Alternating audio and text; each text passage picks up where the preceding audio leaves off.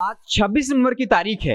नशा मुक्ति दिवस के साथ साथ संविधान दिवस है और इस मौके पर जब प्रधानमंत्री मोदी ने संसद भवन के सेंट्रल हॉल में अपने संबोधन के दौरान कांग्रेस पार्टी के साथ साथ उन तमाम सियासी पार्टियों को घेरा जो परिवारवाद से ग्रसित हैं, साफ तौर पे ये कहा कि ये पार्टियां कभी भी देश या राज्य का विकास नहीं कर सकती। इस मसले पर जब आज नीतीश कुमार से सवाल पूछा गया तब उन्होंने कहा कि ये बिल्कुल सच है, परिवारवाद पार्टी को जो फॉलो कर रहे हैं वो राज्य या देश का विकास नहीं कर सकते, ये पार्टियां लंबे वक्त तक सरवाइव नहीं कर सकती। लेकिन जब उनसे नीति आयोग की रिपोर्ट पर सवाल पूछा गया तब वो कन्नी काट गए।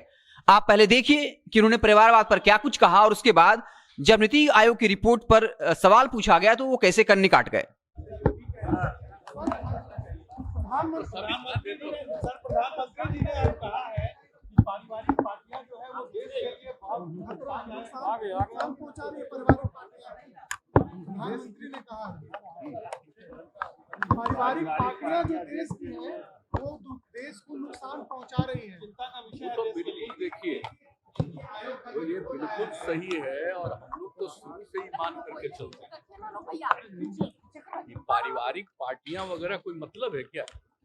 कोई मतलब नहीं। आजकल तो देख रहे हैं कि लोग खुद को, अपने परिवार को, बाल बच्चे को, किसी को भी जो जगह पहुंचाते हैं तो उसका कोई मतलब है कि राजनीति से इसका कोई मतलब नहीं होना चाहिए। लेकिन आजकल कई दल इसी पर चले गए तो आप समझ लीजिए कि अभी कुछ दिन के लिए भले ही वो रह जाए लेकिन कुछ समय के बाद उनका सर्वाइवल संभव नहीं होगा या अपेक्षित रह जाएगा। तो आपने सुना नीतीश कुमार ने परिवारवाद पर तमाम सियासी पार्टियों को घेरा और कहा कि कई ऐसी पॉलिटिकल पार्टियां हैं जो इस तरह बढ़ चुकी हैं लेकिन लंबे वक्त तक ये सियासी पार्टियां जो हैं वो सरवाइव नहीं कर सकती हैं। लेकिन जब नीति आयोग की रिपोर्ट पर पूछा गया तब वो कन्नी काट गए। ऐसा लगा कि उन्होंने सवाल सुना ही नहीं और ये जरूर कहा कि हम जब इसके बारे में अध्ययन करेंगे तब आपको बताएंगे। आपको बता दें कि लगातार जेडीयू की तरफ से ये सवाल उठाता जाता रहा है कि नीति आयोग की रिपोर्ट जो है वो तथ्य और तर्क पर आधारित नहीं है और इसमें कई इस तरीके से आंकड़े प्रस्तुत किए जाते हैं जो सच्चाई नहीं है।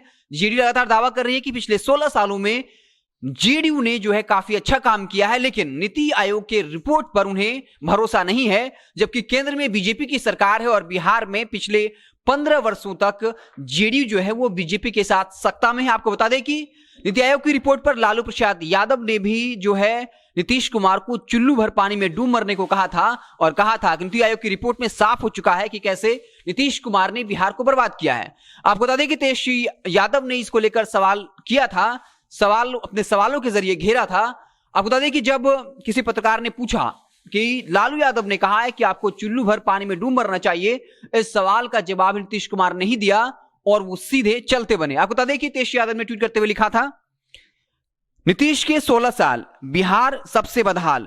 नीति आयोग की दूसरी रिपोर्ट में 7 सूचकांकों में भी बिहार सबसे बुरी और खराब स्थिति में है। डबल इंजन सरकार के पास कोई तार्किक जवाब नहीं है।